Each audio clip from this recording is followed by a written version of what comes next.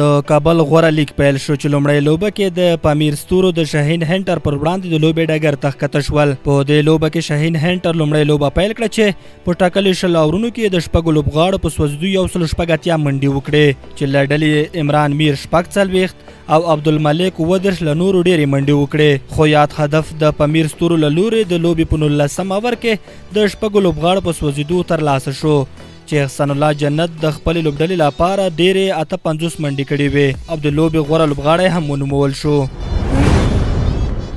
کریم جنت زمبابوې په T10 کې زبردسته لوبه وکړه.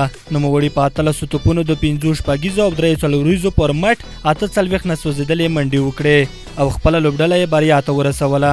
یادونه ده چې نوموړي د بالینګ په برخه کې هم 2 وکټې ترلاسه کړې چې د لوبې غوره لوبغاړی هم ونومول شو. د مرکزی اسیا د کافا جام د فوټسال سیالیو په جریان کې افغانستان یو بهترینه لوبه ترسره کړه چې د ازبکستان قوي ټیم یې 4-3 مات کړ.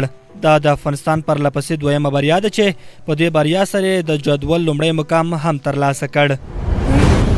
او وروستی خبر دا چې د پاکستان ملي لوبډلې څخه تقاعد اعلانولو وروسته محمد عامر د انګلند قبولي ترلاسه کړي چې راتلونکی کال به د لیسټر لپاره د محلي لوبغاړي په توګه لوبه وکړي. محمد عامر کولی شي چې په IPL کې هم له دې وروسته لوبې ترسره کړي.